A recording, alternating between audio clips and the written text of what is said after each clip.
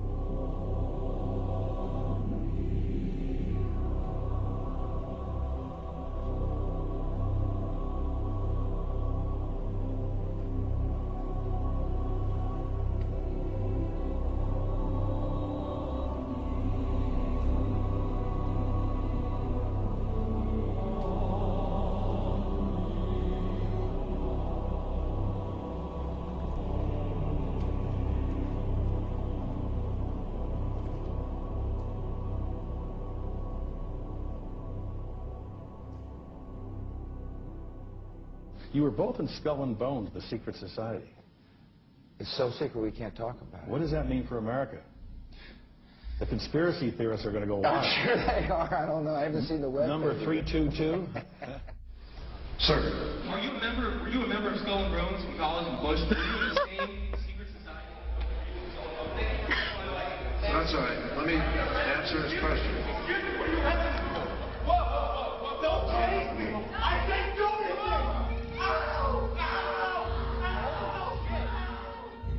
And what you're looking at here, staggeringly, is a group of people, some of the most famous people in America, in long gowns. Behind them there, you see a 40-foot stone owl. And there's the fire between them, next to the lake at Bohemian Grove. Now, one might wonder, understandably, why the people that run the banking, political, economic system and the media in America should be dressed in long robes doing a ceremony to a 40-foot stone owl. I think we should be told. No doubt you'll be hearing about all the differences between John Kerry and George W. Bush. But we've discovered they do have something in common. During their respective college days at Yale, they both belonged to a group called Skull and Bones. He's come pretty close. She was part of a team that successfully recorded part of the initiation ceremony that takes place in the tomb's courtyard. Okay, you have the doorway here. Yeah. Okay, then to the right you have a hedge, and then you have an evergreen tree. If you follow that line straight back, courtyard's in there. Ah, okay. So that's where they have the ceremonies in the outdoor part of it. Part of it was indoors, so we only got to see the outdoor part. Right. We only got to and to listen to the outdoor part. God only knows what went on indoors. And what did you hear? What was it you know? You managed to get this unique it was disgusting. It was gross. I mean, they were pretending to murder people. What was the tone of it, though? Was it jokey or was it quite... No, it wasn't jokey at all. It was sick. It's about the only way I can describe it. It was sick.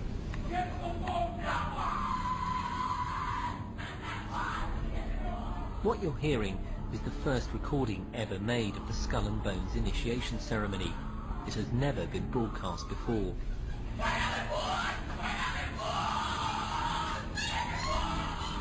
15 new members of the club are being introduced into the macabre rituals of Skull and Bones by the senior students who are about to graduate.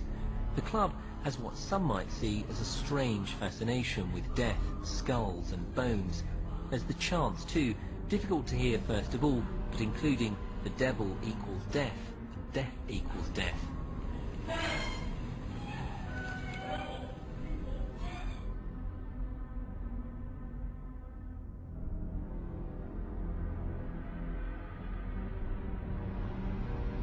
But when you get into a secret society of spirit worshippers, then, and especially when you're invited there by the direction of the higher-ups in the spirit world, you never get out of there alive.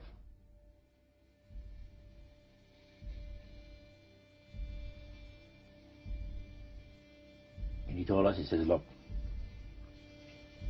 we worship spirits. We worship Lucifer and all his angels. They're just as beautiful as they did before they were cast out of heaven. He says there was a misunderstanding in the whole thing. He says among the inhabitants of the galaxies. And he says our master was misunderstood. And they always praise the great master, Satan, as a super intelligent being that he is, beautiful to behold. And if he ever appears to you, you won't be able to look upon him because it'll be too bright.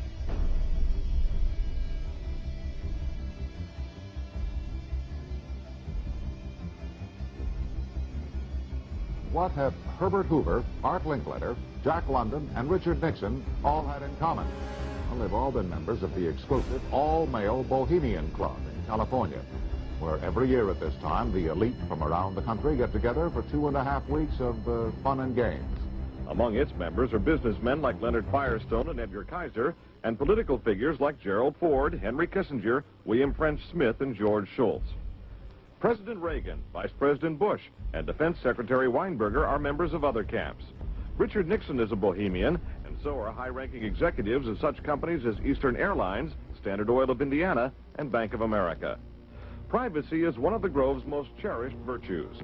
Members may not photograph, record, speak, or write about activities at the retreat. While many public officials are Grove members, the press is a distinctly unwelcome guest. We're from ABC News. Well, get back there.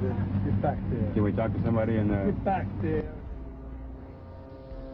You see, for over 120-plus years in Northern California, in Sonoma County, on a 2,700-acre secluded redwood grove, leaders from around the world, prime ministers, chancellors, presidents, governors, again, the heads of industry, banking, academia, the media, Hollywood, travel there to engage in bizarre, ancient Canaanite, Luciferian, Babylon mystery religion ceremonies. We were inside 4 hours. That's only one day out of the 2 weeks that they meet there for the admitted Summer Fire Festival of the Bohemian Club.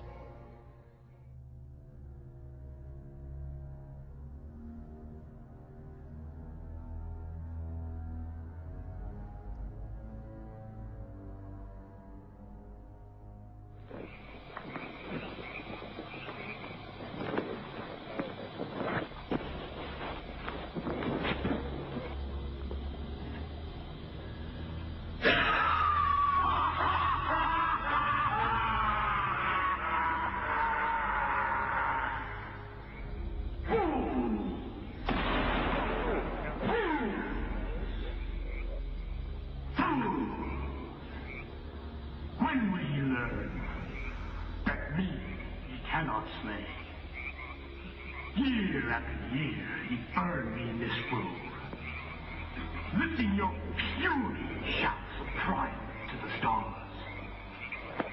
But when again, he turned your faces to the marketplace, do ye not find me waiting as of old?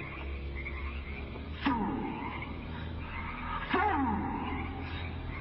Fools to dream ye conquer care! Thou mocking spirit, it is not all a dream. We know thou waitest for us, year after year within this happy grove. Our fellowship bans thee for a space. Thy malevolence which would pursue us here has lost its power under these friendly trees. So shall we burn thee once again this night, and flames that eat thine effigy, We shall read the sign. Midsummer sets us free. You shall burn me once again.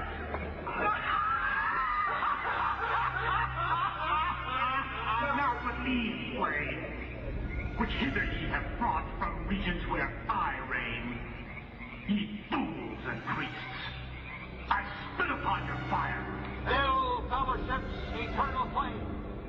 Once again, midsummer sets us free.